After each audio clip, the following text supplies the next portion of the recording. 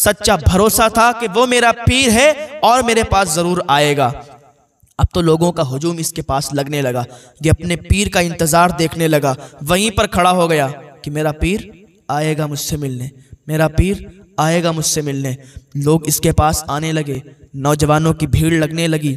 अब इसके मानने वाले बहुत हो गए कि ये इतना बड़ा आशिक, इतना बड़ा दीवाना कि एक आम इंसान रात के अंधेरे में आता है और इससे कहता है और फिर चला जाता है और अपने उसी पीर की बात मानकर, और ये यहाँ पर अभी तक खड़ा है। इसे धूप भी नहीं लग रही, इसे भूख भी नहीं लग रही।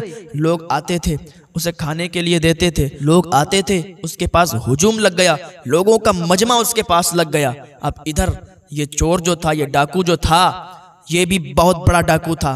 इसने एक मंसूबा बनाया, अपनी पूरी गैंग को लिया। इसकी भी बहुत बड़ी गैंग थी। पूरी गैंग को लिया। लेने के बाद इसने एक मंसूबा बनाया कि सुनो, बगदाद के अंदर एक ऐसा महल है कि उसके अंदर सोना, चांदी, हीरे, जवाहरात का ठिकाना नहीं है, बहुत माल है। अगर हम लोग उस पर धावा बोलें, अगर हम लोग उस महल को लूट लें, पूरी जिंदगी खाएंगे, पूरी जिंदगी खाएंगे, लेकिन कमी नहीं होगी यार। तो इसकी गैंग ने कहा ठीक है सरदार, जैसा आपका हुक्म हो। ये पूरी गैंग को लेकर बगदाद की गलियों में निकल गया। अब बगदाद की गलियों से निकल कर ये उसी महल पे पहुंचा, उसी घर के पास पहुंचा जिसको लूटने वाला था।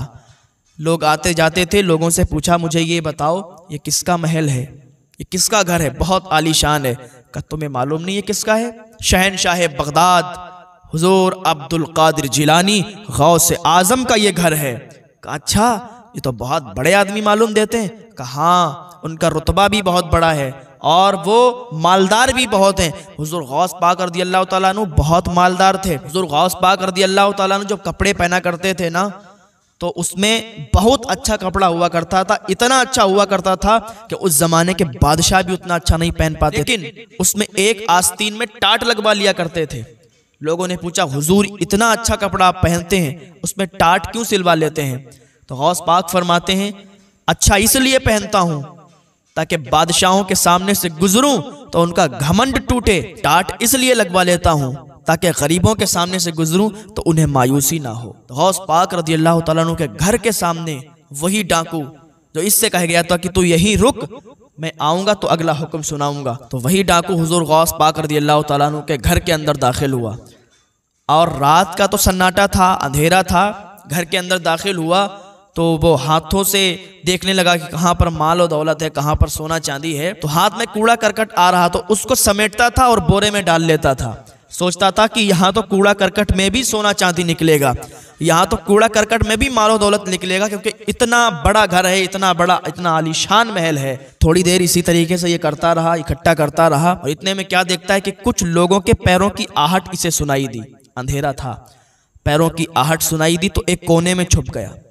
जब कोने में छुपा तो उनकी आवाज़ आ रही थी। अब्दुल कादिर जिलानी के पास वो लोग आए और कहा हुजूर हमारे यहाँ का अब्दाल जो है को विसाल कर गया, अब्दाल नहीं रहा हमारे यहाँ का, आप अब्दाल को भेजिए, अब्दाल की ज़रूरत है। तो हुजूर गौस पाक ने फरमाया अच्छा अब्दाल की ज़रूरत है, अब इतने टाइम कौन मिलेगा? तो आपने फरमाया कि जाओ फला कोने में एक अब्दाल है, वो अल्लाह का वली है, उसको निकाल के लाओ, उसको ले जाओ अपने यहाँ। तो हुजूर गौस पाक रज़ियल्लाहु ताला अन्हु ने जब इतना फरमाया तो जो लोग आए थे वो उसी कोने की तरफ पहुँचे तो वो खुद बाहर निकल के आ गया। आने के बाद वो डाकू हुजूर गौस पाक की बारगाह में पहुँचा। कहा हुजूर आपने मुझे कैसे पहचान लिया कि मैं यहाँ हूँ? ये सब मत पूछो, अब्दाल की ज़रूरत है, ये लोग लेने आए हैं, इनके साथ चले जाओ। कहा हुजूर आपकी बड़ी करम नवाजी, मैं तो डाकू हूँ, मैं इनके साथ कैसे जा सकता हूँ हुजूर? मैं तो आपके घर में डाका डालने के लिए आया था। तो हुजूर गौस पाक फरमाते डाका तब डालने के लिए आया था पर अब तो अल्लाह का वली हो चुका है। जब इतना फरमाया था तो वही शायर कहता है निगाहे वली में वो तासीर देखी, बदलती हजारों की तकदीर देखी। अब जा, अब तू अब्दाल बन चुका है, तू अल्लाह का वली बन चुका है। हुजूर ये सब आपकी करम नवाजियाँ। उन लोगों के साथ वो डाकू चला गया, वो अब्दाल बन चुका था, अल्लाह का वली बन चुका था। वो वहाँ रहता रहा और कुछ दिनों के बाद उसका गुजर उसी रास्ते में हुआ। जहां वो उस आदमी को छोड़कर, उस डाकू को छोड़कर चला आया था रात के सन्नाटे में कि तू यहीं रुक, जब तक मैं ना आऊं तो यहीं ठहरे रहना।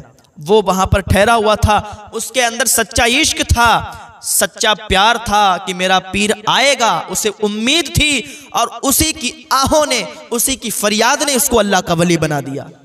हुजूर गौस पाक की शान देखें, हुजूर गौस पाक दिलों के हाल को भी जानते हैं। अब ये जो डाकू अब्दाल बन चुका था, तो ये जा रहा था रास्ते से, तो लोगों का हुजूम लगा हुआ था, लोगों की